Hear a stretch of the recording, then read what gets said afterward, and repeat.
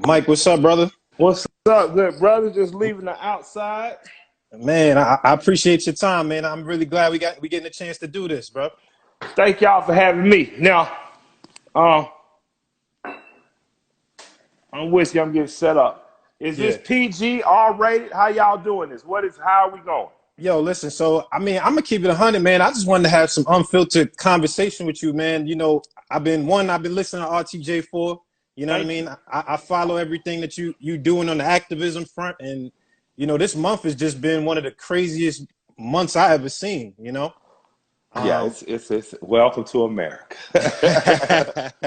yeah, for sure. So, we just gonna keep it 100, man. Have some good convo. I don't want to take too much of your time, but this is cigar talk. You know what I'm saying? Usually I'll have a cigar for you. We do it nicely, but since we're Well, doing it digital way, I'm glad to know that because oh, get right. There you go.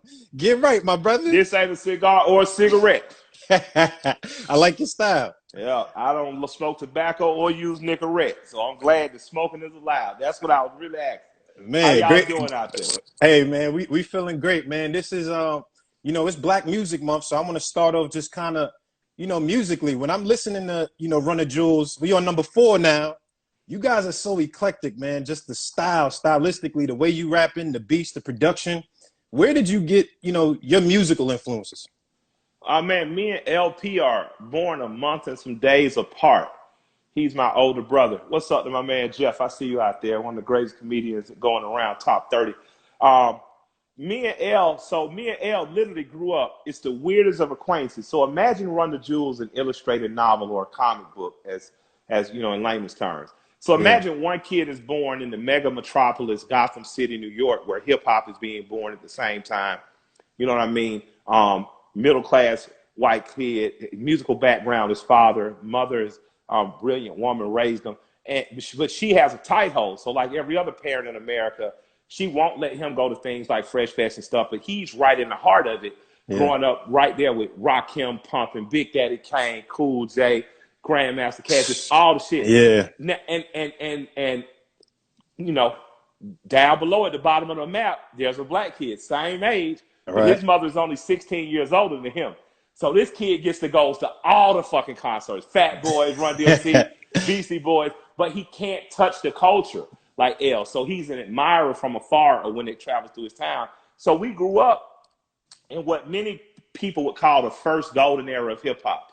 Mm, And that's of course, with your everything, like, because to me, Curtis Blow, Houdini, that type shit, they were so old school. And G Cole, I literally thought that rap was something my mother was into right. because Curtis them looked like my mama. Them niggas slick gold chains and Yeah. silk shirts, open and shit. And then the Fat Boys and Run DMC happened for me.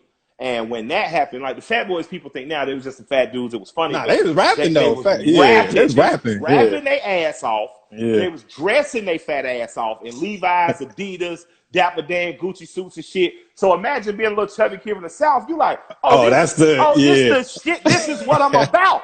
Right, My mama's a drug dealer. She can buy me a Gucci jersey. right. They had And, the and Dapper Dan on, Dapper all Dan. that shit, man. So I'm in love with it. And then people think rap is just music now, but it was everything. So at that time, if you couldn't b-boy or what people call breakdancing, you tried to DJ. If your mom couldn't buy you DJ equipment, you grabbed some spray paint and you became a writer. If you weren't a graffiti artist, then rapping was actually like third or fourth down the list. Rap Right. wasn't even first. I wanted to be a beat. I wanted to break dance. I was too Yeah. chubby to backspin. So yeah, so I had to learn how to rap. So my influences were everybody from Kane to Rakim, locally people like Sammy Sam and Raheem the Dream. From the West Coast, of course, NWA, Ice-T was huge for me. Mm, So I've been influencing, and then of course Houston, the Ghetto Boys. Miami was heavily influencing Atlanta at the time. Luke and the Two Live Crew, the Dogs, ooh, Poison Clan, Jam yeah. Pony. So we grew up at a time where everybody was just original and taking shots at it. No one really knew what they were doing, and that was the beauty. There was no formula. Right. Everybody was like Run DMC became the formula for For the sound and what it looked like. Because like right now, Run the Jewels is 2 MCs, one DJ. That is primarily based out of Run DMC. All black denim suits. You can right. see where that comes from. But after those prototypes went out, NWA grew into what they grew into. Two Live Crew grew into what they into. Ghetto Boys. So I kind of got permission. I'm from the direct school of Ice Cube, though. When you're listening to me, you're listening to a direct student of Ice Cube. Yeah. And in terms of depth of storytelling and morality and raps, Scarface, who I believe is, you know, my number one. Legend. You know, that's it. Every greatest rapper has been influenced by him. So Scarface is my guy. I love that, man. And everything you're saying, you know, protrudes through the music. We getting that specifically on this Run the Jewels 4. Now, I know, you know, I heard the album, you know, early on. You know, we was trying to do some stuff together up at Sony The Orchard. We was trying to make it happen. Absolutely, you know what I'm saying? absolutely. So I got a chance to really listen to it and dive in. And I guess for me, there's a bunch of records that stuck out. You know, first the Ooh La La. I'm from New York City, so that boom bap on there is just it hits hard. I know that, you know, the time frame in which you guys were supposed to put it out was like in March. And then things kind of happened with COVID. Talk to me about the timing in which it was released. Like, did you feel comfortable with the timing, being that things had to shift? Yeah, well, it was, you know, man, you know, we all make plans and God laughs at them. You know what I mean? We were set to drop right in March, April, right as we were doing Coachella. We were set to have our biggest rollout ever because we would be the first rap group to ever play, potentially first rappers, but the first rap group to play Coachella 3 times. It really was going to be it really was going to be a celebration of the journey that RTJ fans and the group has taken together. You know, we're a rap group, but we're actually kind of looked at as a damn near like a band. So we've grew audiences from 300 people rooms to now 8,000 people rooms. And that was to us a celebration of us and them together because they put us here. And then God was like, nope, I'm going to send a plague down. And and the plague happens. And then the horrible, brutal murders of people like Sister Breonna and Brother George happen. And the times called for the record. And as much as we thought our timing was perfect in celebration of us taking this journey, because we rap about the things we rap about, they happen to align perfectly with the times right now, and the times call for the record right now. So the record was supposed to drop on a Friday, and the people in the times called for it, and the universe called for it to be dropped 2 days early, and we came in top 10 in the Billboard Top 200, #1 rap record in the country 2 weeks straight, and even when we fell out of the top 10, we just fell to number 11. So I'm sincerely grateful that the universe is using us as the music for the moment, and I'm humbled and honored by it. 100%, man. I think, like, you know, what you said is interesting. Just the content, from a content perspective, the music was right on time, right? Like when I'm listening to the Walking in the Snow record, you know what I mean, and you talking about everything literally that's happening right now. And I know there was one line that stood out to me in particular. You said Dick Gregory told you a few secrets before he passed, before he laid in the grave. Yeah, you know, and you know, as 2 activists that I really respect, I want to know what was that conversation like? I mean, you hear part of it. All of us serve the same masters. All of us none but slaves. You know, like that's the truth. You know, Dick Gregory was the truth teller in that the people that we worship as righteous or holy, whether they religious leaders or leaders of monarchs or politicians, are filthy, sadistic, evil, satanistic. And for those people who think that there's maybe some type of conspiracy, you know, look up Jimmy Savile or Jimmy Savile, however they say his name. Google him and ask yourself, where were the people who helped him to murder and satanically ritually torture children in hospitals that he had built for torture? I mean, he had built his torture chambers of torture. He had built on behalf of charities. And when it was discovered after his death, someone leaked information. They said that in national press in the UK, we're going to get to the bottom and pull the other people who were there, and yet they never found out. Never got called to task. And then you look at America, 10 years later, Jeffrey Epstein. So you look at these things, and so those are the depth of some of the things he said. Some things he said I'll never repeat. But you better listen to that last line, the epiphany I had, you know, never forgetting the story of Jesus. The hero was killed by the state. You know, so I think if people understood the depth of that statement and the totality of that record, because, you know, when you're listening to that record, L is as a white man calling white Anglo-Saxon Protestants, because that's the system of America. He's calling that shit to task. He's saying, how can you be a Christian and be comfortable with children being locked in cages? How can you be a Christian and be comfortable with the treatment that this nation is putting on people? And then I come and just personalize it more and remind you that your Messiah was killed by the state. So stop marrying your Messiah to the state, because Jesus would have nothing to do with any nation. That's deep, man. And the way you just kind of crafting the lyrics, like it sticks out, like it sticks to the rib. I know Yeah, the joint with Pharrell and the hook is just, look at all these slave masters posing on your dollar. Like, absolutely, absolutely. man, can you talk about that? Just like, what were you trying to get across with that statement? Well, Because it's a message. Pharrell wrote it, the hook, and I just think, I mean, he's just a genius. And there's no other way to Man, put it. He literally, came in, he literally. liked the stuff that we were rapping about. That record was so Run the Jewels records. L is very methodical in how he writes. After we get to a place where, the beat is like has inspired one of us, whether it's he or me, whoever goes first, he'll go in a corner 5-6 hours and he'll hammer it out if he's fixing there. I tend to go in off inspiration and start getting out in the booth. But forever, I knew I loved that record. Yeah.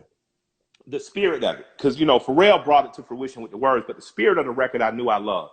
Right. But there was 2 lines in my original verse.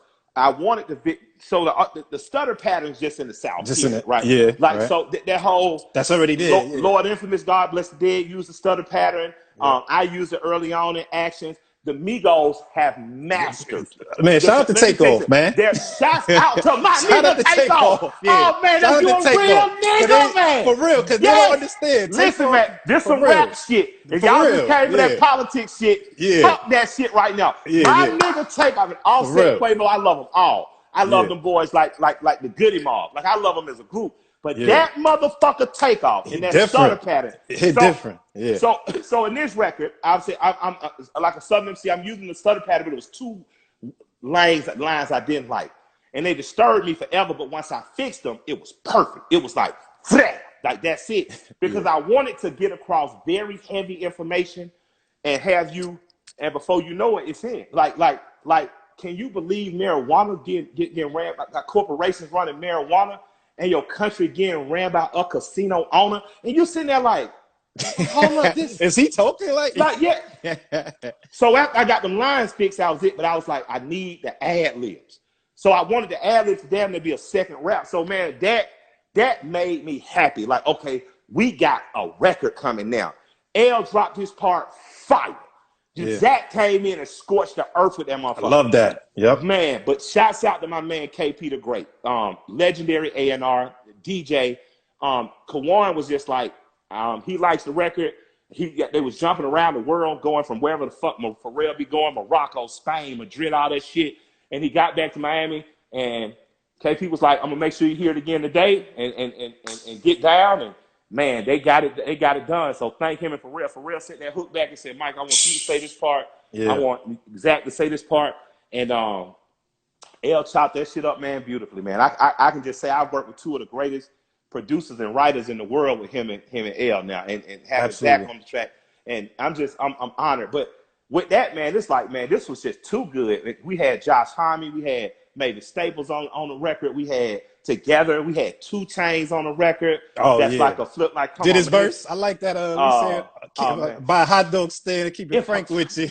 It's like a hot dog stand trying to be frank, man. Like man, come on, man. I'm happy, man. So thank you for liking the music. That record in particular, Just I think is gonna be one for the history books. And thanks for real.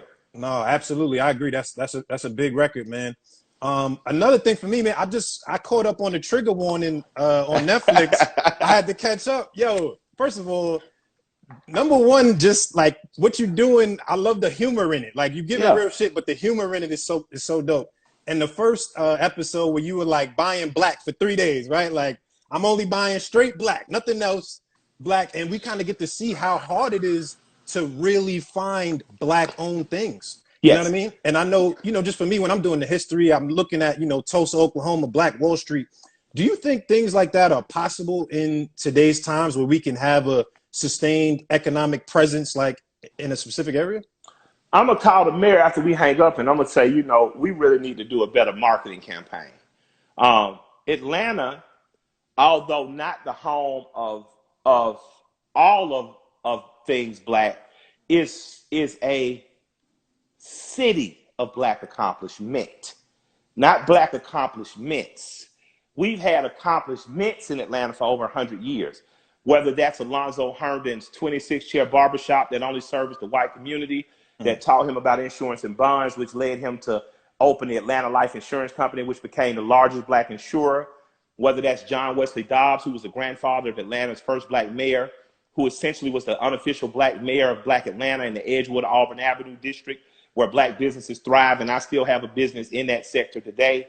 Whether that is Alonzo, not Alonzo Herman, I mentioned him, but Russell, H.J. Russell, Herman J. Russell, who built the only skyscraper, the three-step skyscraper in Atlanta, built by a black man, laid those runways down at the Atlanta airport, helped put up the Fulton County Stadium, still one of the largest black developers in the country, or the black developer that partnered with me and T.I. on Bankhead Seafood, Noel Kalia. So Atlanta grows black producers and business people. You know, I think that there's room for more growth. You know, my goal is to get Cripicola on par with they say pick your target. So before we target Coke and Pepsi, let's get Cripicola, let's get the Faygo. Can we get Faygo's following like Faygo got in Detroit? So I want a bottling company here. You know, I think that we have the opportunity in Atlanta, which is one of the only places you can come see an all-black ground crew when you get to the airport. You can have black pilots on a plane. We've had a black plane company, Peachtree Air, that ran for a few years out of Atlanta. So I don't say that to discredit any place else, right? Harlem during the Harlem Renaissance was amazing. Harlem that is being gentrified, we've lost because we have the Schomburg Museum, but we don't have the buildings and the industry. Tulsa and what the evil that happened to Tulsa was shameful. But after the Atlanta riots in 1906, I believe, we managed to rebuild Black Atlanta and form our own enclaves. It is our job now to keep those enclaves. We need to keep the West Side as dark as we can with industry there. So what we have to do now, whether it's Harmon Brothers Bus Company, which I use, or whether it is the black farmers co-ops here that are selling fresh goods, we have to, in Atlanta, lean into that. And we have to find other Atlantas, Birmingham, Columbia, South Carolina, Jacksonville, Daytona, St. Pete, Tampa. And black people, don't be afraid to have a brown town. Make sure you're close, because white folks love black food. They gonna come. They love black clubs. Everybody love mac and cheese. Yeah, ain't nothing wrong with that. Ain't nothing wrong. I go to Chinatown. I have no problems. I go to Little Odessa, eat food. I have no problem. So don't be ashamed to be who you are. Don't be ashamed to call Atlanta Black City. Every Negro with some money, y'all fly over Atlanta and you go to other places, but come buy something. You don't have to live here. Buy your mama a house here. Buy your baby mama or mamas. You got all three of your baby mamas a house here. You know, so Atlanta to me it has the potential to be everything it has ever been and more, which is including but not limited to black doctors, dentists, lawyers, black real estate developers. You know, you have all that in the city now. We need more of them. We want more black lawyers, more black doctors. I don't want less, I want more. So Atlanta is, dare I say, a mecca. And with that being said, we a mecca that can do better. So if we got the number 3 most Fortune 500 companies in the nation are in Atlanta, I need more black companies to become Fortune 500 companies and more black leadership in those.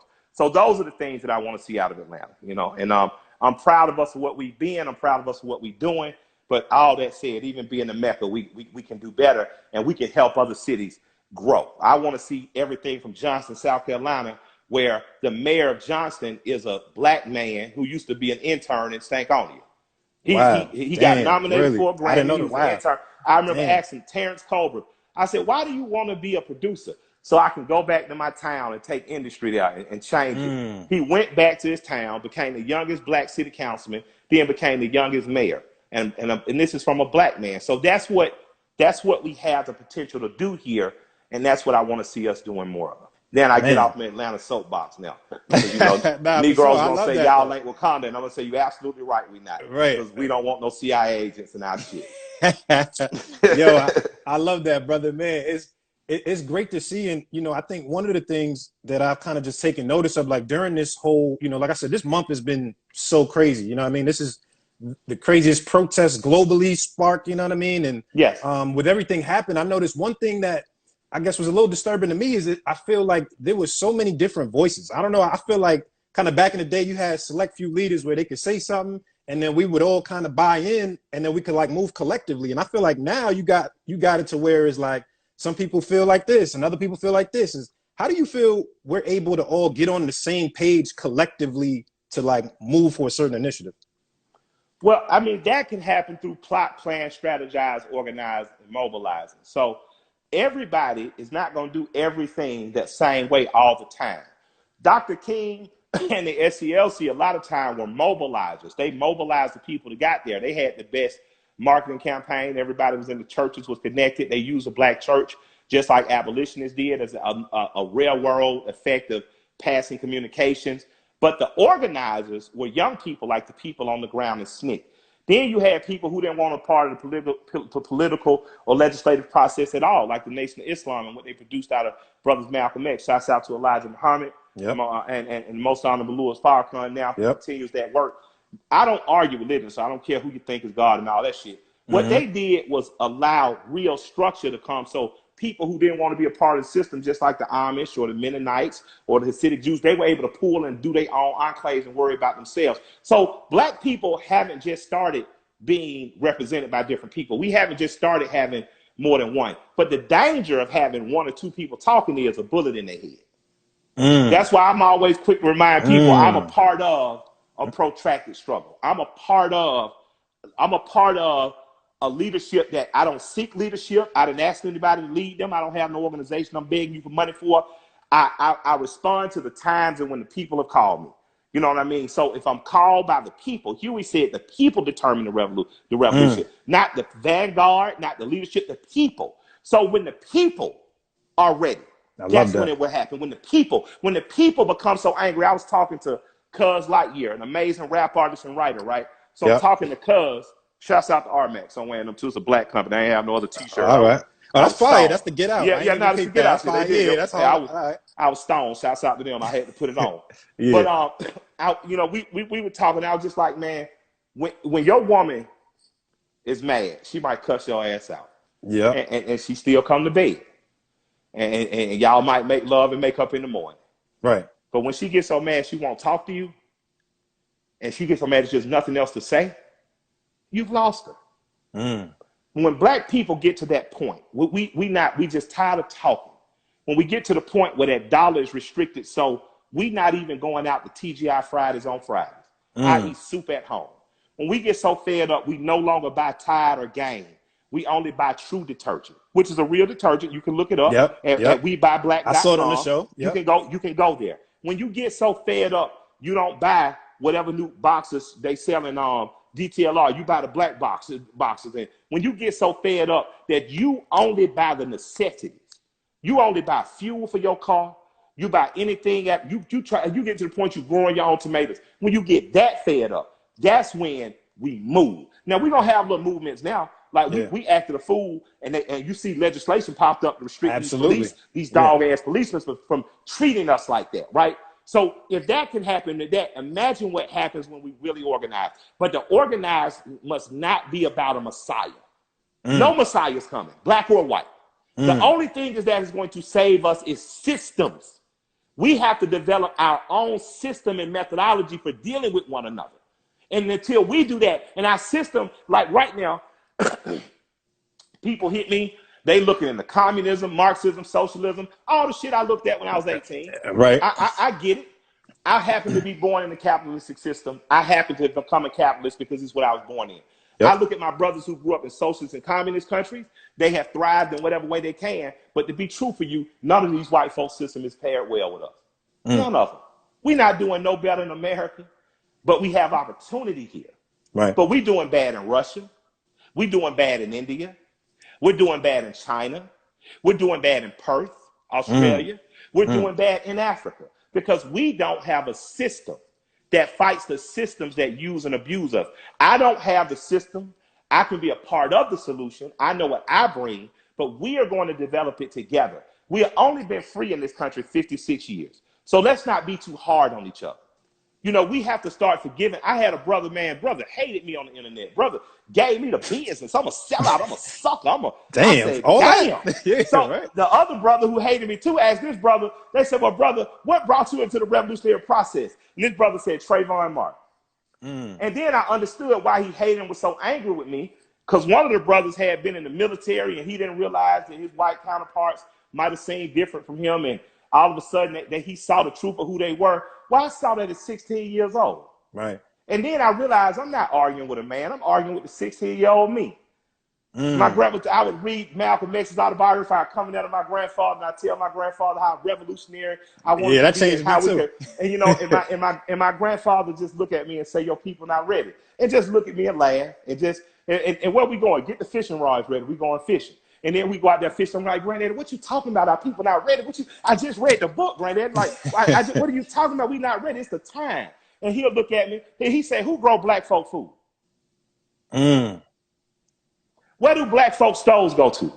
See, because what I didn't realize, my grandfather grew up in brutal apartheid from Eden to Georgia. So black people didn't have a goddamn store to go to. They went to each other's farms. Wow. The stores were double and triple charging them. My grandfather understood that being ready was not being able to shoot a man, but being able to dress a wound in case your man gets shot. So if you're practicing to kill and you ain't practicing to heal, you're not ready. Now, that doesn't mean you can't get ready. It just simply means that I'm not ready in the now. So the people who argue with me, I can't argue with you. You're not ready. Right. How am I argue with you? You're not ready. How you going to say I'm going to sell out and you go to Publix for your meeting? You feed your people through goddamn Publix. I just left, before this interview, I had to push this interview back because I'm helping a former art teacher in this goddamn garden. I'm moving wood and shit this morning. And I'm a rapper. I'm sitting in a $500,000 house. In Atlanta, that's $1 million house. Don't y'all worry. I stay around black folk. You get what I'm saying? So I'm not perfect, but I'm willing to get ready. You get what I'm saying? I haven't just read. I looked up. If you look at my IG, I put up books. I put up the book, the myth of black consumerism. So I forget the name, but it's written by a brother. I think his name is Jared. But I also put up Walt T. Williams' book, who's a black economist, who says capitalism ain't perfect, but it's the only thing that truly gives you an opportunity and a fair shot. So I have to read both sides and come to my own conclusion. I can't read one side where the brothers say consumerism won't save us, but at the same time, McDonald's just gave us free commercials.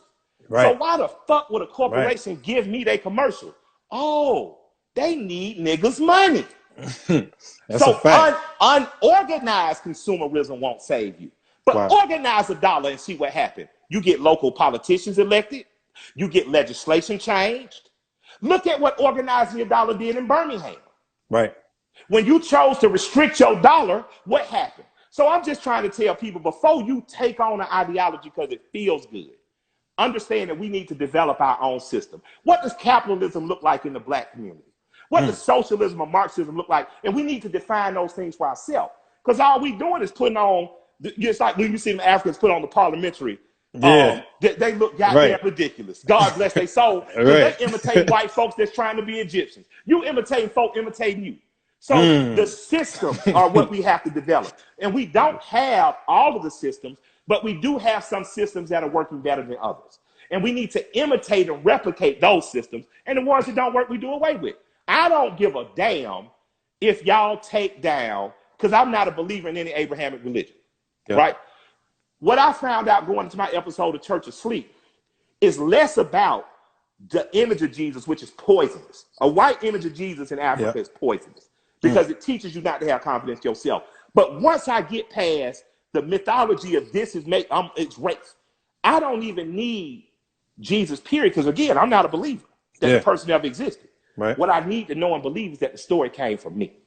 The greatest novel in the world that's influenced billions of people, it came from the Eastern Horn in Africa. That's important. Once I understand that psychologically, I don't give a damn what you color Jesus. You got the shit from me. It's the same pair of Jordans, whether they blue and white or red and white. You still got them from me. You get what I'm saying? You get it from me. Once we start teaching that, once we understand that all of this comes from you, when people say, are you an Aboriginal? Were you here when the slaves got here? Were you really one of the slaves? Elijah Muhammad told me I was the original man when I was 13 years old. I don't need to know anything else. I'm the original man, and the first human being was a black woman. There's nothing else to tell me. So Chanty Diop told me when he proved unequivocally, Chanty Diop, y'all look these names up. He proved the pharaohs were black and had melanin in their skin. He proved that, and he said it means absolutely nothing. Yeah. With you have to accomplish that. You got to build the next pyramid. Because white folks still ain't figured out how to do it. So you're going, that ain't an indictment. Let me tell you, some of y'all white folks, y'all not white either. Y'all just light skin. White people are the people who are all our masters. Them 400 families that run America. If you ain't one of them families, you ain't white. So don't get Don't even get insulted by what I'm saying. So I need people to understand that we're at the beginning. We're at 56 years. Where can we be in the next 44 years? Right. I hope, I'm trying to lose weight, running around sweating and shit, because I want to be around another 44 years. I want to see how far we've progressed in. So I'm not going to down other black people publicly. I'm not going to ridicule or try to pull you down. If we disagree, it'll be behind closed doors. But publicly, if you're doing something that makes sense, whether you are my brother Charlemagne, happy birthday to the God, Happy T.I., birthday. Tamika Mallory, Teslin Figaro, Senator Nina Turner, any of these people, Cornel West, any of these people that are pushing the way for us, then I'm most certainly with you. And whatever disagreements we can have in the black part of town, in a black person's basement, away from the media and those that are non-black. So what's the balance though? Because like, everything you're saying, it's clearly like people are studying this thing, right? And I know like even when we're looking on social media, a lot of people are calling out for rappers to speak, right? Like, there was outrage about oh, that's bullshit. I seen No Name talking about J. Cole and people talking about Kendrick and that. Do you feel like that? Like there's an obligation? You can't blame young people for but all these old people need to stop their mess. Rap music has been a socio-political statement maker since its inception. Rap music was created as a form of protest. Black people couldn't even party in the parks. If it weren't for Kool Herc stealing power from the city of New York, putting on peaceful park jams, we wouldn't be here. If it wasn't for the Message by Melly Mel, we wouldn't be here. If it wasn't for Fuck the Police by NWA, you wouldn't have known 30 years ago that there's a problem with police brutality in the communities. And that's 30 years after, or 20 years after the 60s. You get what I'm saying? So I just don't believe it. That's bullshit.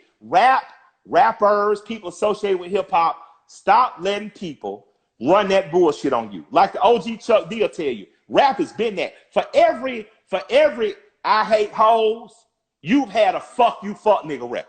For every you listen on now, you listen to Trick Daddy talking shit and a woman talk shit back. For the frequency of all the goddamn Too Short bitches, you got the call and response record when the girl say they call you yuck mouth. You refuse to brush no sweetheart. You can keep that kid. So hip hop has always been a place where social balance has been enforced because it was a place where young people got to speak their mind. And women did sit on the sidelines in the 80s, 90s, or 2000s or 2010s and after. When it comes to socio-political talk, rappers have not closed their mouth in the 80s, 90s to 2000 or to 2010. Shit, Too Short said Nancy Reagan, what did he say? Ronald Reagan called me up and said, do you have an answer for the U.S. economy and the cure for cancer? I said, what are you doing in the White House if you're not selling cocaine? Ask that bitch Nancy Reagan. I know she'll spit that game. Like one night she came to my house and gave me a blowjob. She licked my dick up and down like it was corn on the cob. What is life? Like this rappers been saying crazy shit, man. Right. That challenged authority, that spoke truth to power. So for me, if Too Short is giving that, if the person who's responsible, like why are we sitting here able to have free speech today? Who would you give credit to? I mean, it ain't no wrong. That's just like who you would give credit to, person or persons. I mean, it's hard to specify who I give credit to. Just throw it out. Whoever you think. The founders of the Constitution, right? So they wrote it with free speech in mind. Yeah. Then they denied it to Negroes when they enslaved us, right? Yep. But in the 90s, it was a black man named Luther Campbell. And he made booty shake music. He made music about getting fucked up and drinking. Shout out to Uncle Luke. And if it were not for Uncle Luke and his attorney, who at the time worked in the office of Thurgood Marshall, and she now sits on the Supreme Court. If it were not for him fighting, we would not have our freedom of speech right now, because he fought for that. A black man from Miami, Florida, who rapped about ass and titties. That's who you got to thank. And until we start thinking with that mentality, we're going to keep talking about some, oh man, we don't know what we's going to do. We's just like the white folk. We are misogynist. No, the fuck you not. Black women ain't allowed your punk ass to be misogynist. Because the minute you come with an I Hate Hoes record, they come right back with a fuck niggas. Yeah. The City Girls, the most liberating voice of last year, nigga. The fuck you talking about? Shout out to my girl Rhapsody too. You know, like, so let's stop falling for what the media tell us.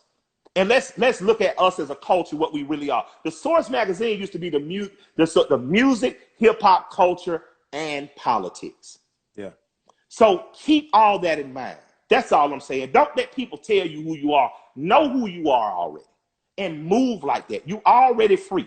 So act like it. Plot, plan, organize. Plot, plan, strategize, organize, and then mobilize, y'all. And y'all gonna see changes happening in the next 44 years that are bigger than the ones that have happened in the last 56. And I'm proud of the young people and what they're doing now. But just disagree behind closed doors. We disagree too much publicly, and that gives the enemy too much insight on how to divide us. I love that. Do you think that, I guess, because, you know, within that, plot, plan, strategize, organize, mobilize. Plot, plan, strategize, organize, mobilize. So how do you feel, because a lot of times to me, it feels like, especially today, we don't get results, or people ain't listening until we come in and tear some shit up, right? Absolutely. Like, that's what it seemed like. So on one end, I don't want to say like, yo, we got to promote riots and all of this stuff. I'm not saying that. But on the other end is like, when things like that happen and that level of frustration kicks in, it seems like now everybody's up in arms and now people want to listen. How do you feel like that we're able to move and make changes and shifts without having to get to that point where we got to do that? Well, sometimes you got to get to that point. That's what the Boston Tea Party was about. The Boston Tea Party, I'm gonna make sure we use the right. See, because usually what you do is you pivot here. Y'all that I've learned from. Usually this is where you pivot and you say, well, the Panthers did this, or the nation did this and that, and then they're gonna write you off because you're speaking up for black folks. But in the Boston Tea Party was America simply telling the monarchy, no, you're not going to tax us like this. We're not going to do all the work for free or for cheap and use these black people. We're gonna keep this shit ourselves. So what I'm saying is, in the moments of explosion, in the moments where the people show you, we ready. We'll burn this motherfucker down. The plot, plan, strategize, organizers, and mobilizers need to be ready with the day after plan. See, I'm not telling you don't do what you do the day before. That's not. After you've done what you've done, I can't stop what the fuck's happening. But now is the time for what's after. Now is the time for what do we do next, because the people want to work. So now I tell people, it ain't your job to reinvent the wheel. It's not my job to go create the new micro render system. And now I want you to give money in my 501c3 and I'm asking for money at the end of my speeches. I turn it to some ambulance. It's not what I'm doing. I'm simply saying these are the organizations that are already doing the work. Join one so that their numbers go from 100 to 1,000. Join one. If all of us start to do a little, we don't have to do a lot. If you cut your grass and your neighbor next door don't have a lawnmower, lend him your lawnmower or cut that motherfucker's grass. That way your street holds value. That's what we have to do right now. Right now, the people who are already organizing, go out, get those people who are so full of passion and want, and allow them to be a part of your organization and train them to be organizers. Huey said that. You know, I'm sorry, that was Fred who said that. Fred said, Fred Hampton. Fred said, you have to educate the people. It's not enough you just giving me the itinerary, saying, Fred, this is what it is, these are our points. Have you shown this to the people? Have we educated the people? When Fidel Castro came to power, he made sure Cuba became literate.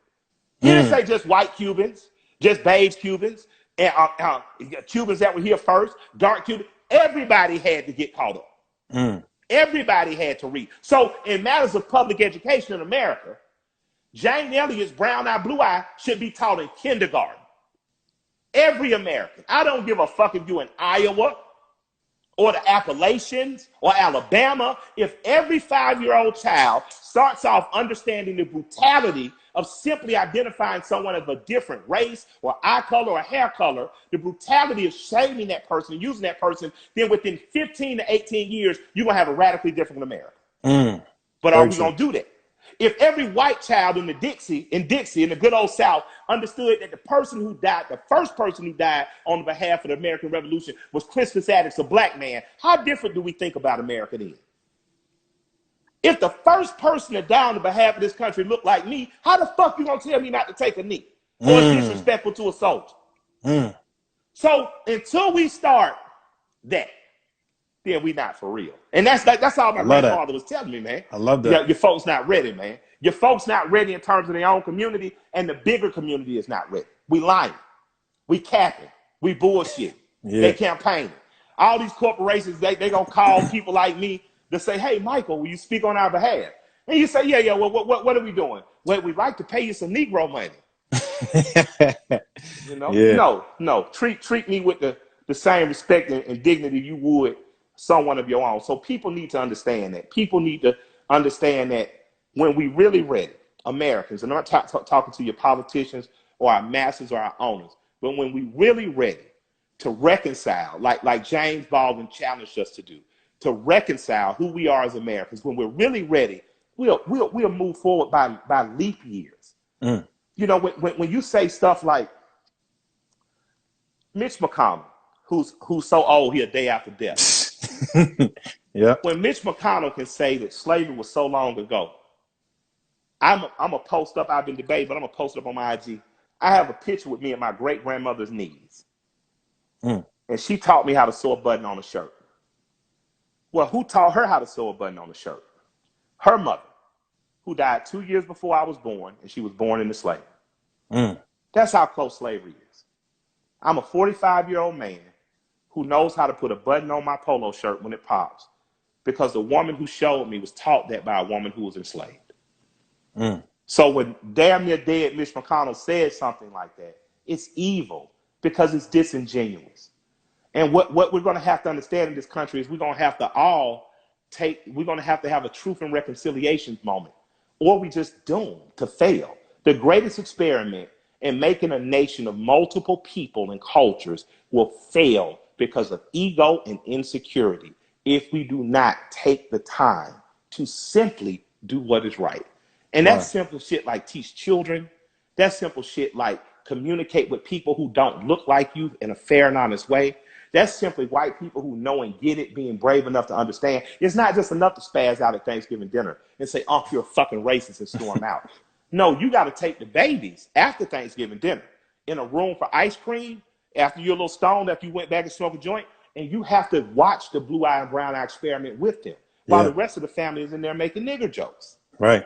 That's Wow. the only way it works. In black people, we're going to have to make moves to take care of ourselves, because we have to understand no one's taking care of us. Well, Michael, we can't do everything overnight. You can't. But what you can do is say, if Whole Foods doesn't put a Whole Foods with black representation in it in Southwest Atlanta, we will no longer drive 40 minutes to Whole Foods in Northwest Absolutely. Atlanta. We simply will not do it. Yep. Or we'll go create our own Whole Foods. You know, we'll just do the McDonald's to McDonald's.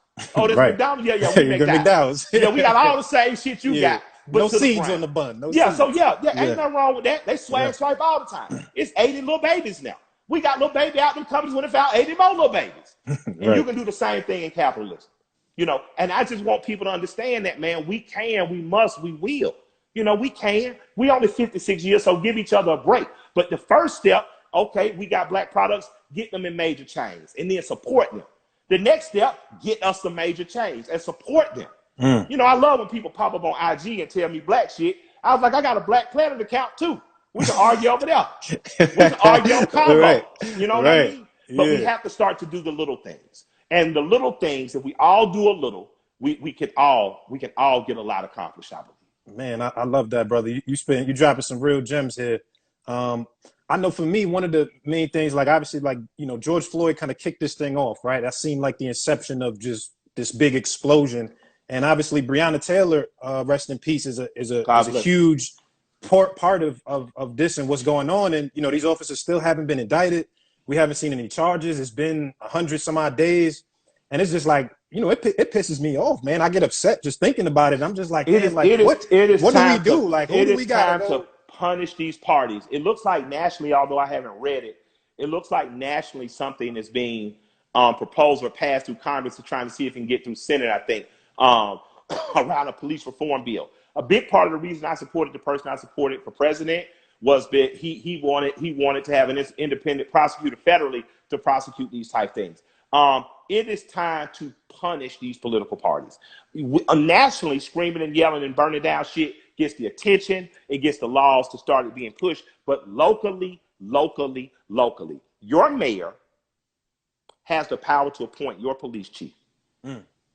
Your prosecutor is somebody that is voted for. Vet those three motherfuckers out and push the line on them. Doesn't change in Minneapolis after this. Punish him in those ballot boxes. And I mean punish. Find you somebody from amongst you, put $10 a piece together, raise however much you can, and run a brutal guerrilla campaign that shames them. You understand me? Yeah. I mean brutal. Run it so you pull all their dirty laundry out and leave the leaflets on the mailboxes for everyone to see. If I was running against that mayor, if that mayor didn't make any positive change, I literally would have a picture of that policeman's knee on George Floyd's neck, the next mayoral campaign, and say, you can choose this leadership or you can choose me. That's simple. The prosecutor, I pull up the prosecutor's record for prosecuting blacks and prosecuting cops. And if it don't match, that prosecutor, we running somebody else against you. And we're going to beat your ass out of office. That's the only way you do it. And in the meantime, you need to be training your black kids in college to go to school and to target prosecutors' offices, to target becoming lawyers and doctors. It's time that we understand it's a 2-year fight, a 4-year fight, a 10, 20, and 50-year fight. And we're a part of it. Yeah. And you start knocking away at their asses. Andrew Young, former ambassador, former mayor of Atlanta, mentor of mine and friend, told me years ago there's nothing that happens in politics that was not already planned or projected 20 years before. So we fighting 20 days ahead and behind. They thinking 20 years ahead. And we have to start seeing that. We may not be here to see the end of the campaign, but I'd be goddamn if we can't kick ass in the war while we fight. Mike, have you ever thought about running for political office? Like, no, seriously? I've thought about getting rich and balling at the Blue Flame and smoking weed. Yeah, I love that. I love that. Nah, but I'm saying just because when you speak so passionately, man, you know, there's a feeling that you kind of get and understand, and having somebody who's that knowledgeable and represents what you represent and come from where you come from. You know what I mean? So I know I always see in your comments, people always say, yo, Mike, run for something, run for this. I'm gonna run away. I ain't gonna let these white folks kill me. Nah, but let me and again, white folk, don't get offended. I'm not talking about y'all. Y'all ain't even white. Y'all ain't a part of the 400 families that run this country. Not gonna let the state kill me. I love being black. I love my black community I grew up in America. And dare I say, I've loved this country, but the opportunities it's provided, not only me.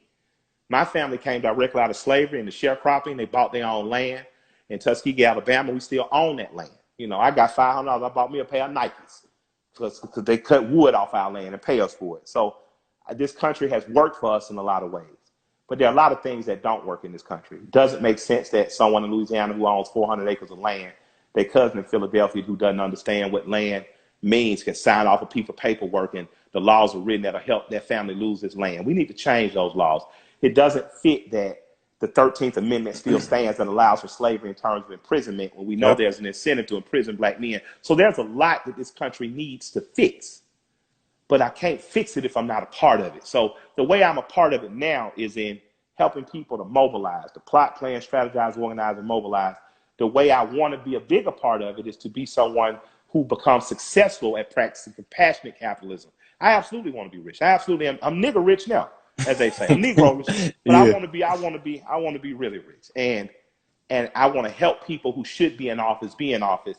But my wife told me, I got invited to speak at a church. Shouts out to Elizabeth Baptist Church. My wife said, now you really ready to do that? I said, what you mean? I was like, hey, y'all niggas gonna say, Elizabeth, nigga, they lit. They shit lit. That shit like the club. She said, nigga, you running from your calling. And God ain't gonna put you in no place you gonna fuck around and say something, me and you is death. So y'all want you to think and pray on that. My wife's a very spiritual woman. She's not religious either, but she's spiritual. So I had to sit down and think. I had to sit down like, hold on, is this really what I want to do? So it matters of running for politics when I do. Because at some point I've accepted, at some point I'm going to have to, I'll run for something local, school board, or city councilman, or, county commissioner, because I can't run from who I am. But with that said, my priority right now is run the Jews for, singing and dance for people. And when I get a lot more gray hair and I don't have to jump around on the stage to make millions, then absolutely I can see myself aggravating somebody on the board because I refuse to vote their punk ass way. But as for right now, what I would like to be doing is helping young and older experienced people who have the tenacity and the will to get elected. I'm interested in helping those people get elected.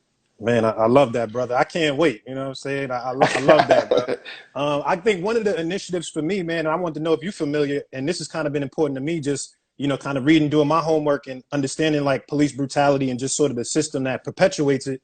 One thing I read about is police brutality bonds, right? Like the idea that there are banks that, so like every year, right? Like when police misconduct happens, you know, you get these civil suits, right? So let's say in New York City, let's say $100 million a year that they have to pay towards civil suits. You have banks that are issuing bonds to cover the cost of that and charging an interest rate. And for me, that's just crazy because I never heard of that. And I'm looking this thing up and I'm like, wow, like people are literally profiting off of our blood. You know what I'm saying? Absolutely. And I just understand the difference that, you know, when if you don't have to pay that bill yourself, there's a difference. Things stop and slow down when there's economic ramifications to what you're doing.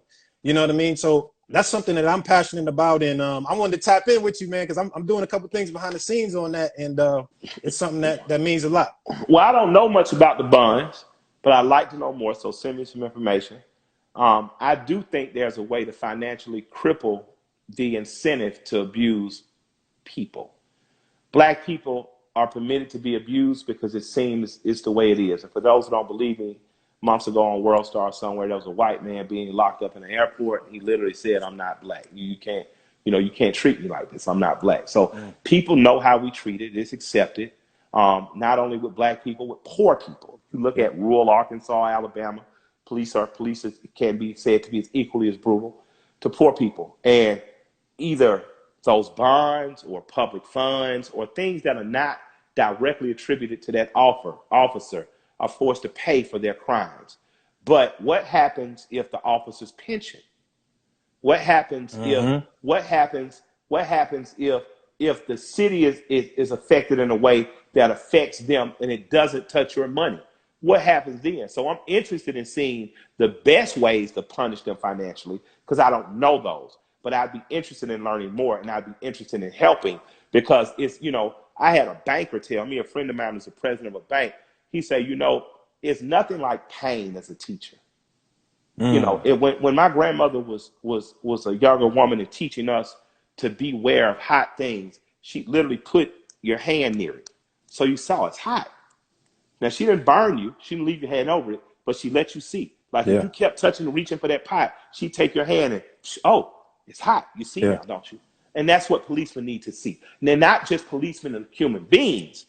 The system of policing in America needs to understand that to abuse the proletariat, to abuse the citizens that pay your salary, that support the state, it's a hot button. The most beautiful and poetic thing I saw about those protests in Minneapolis, even though the media for some reason chose to talk about a Target being burned down, was the burning down of 3 police stations.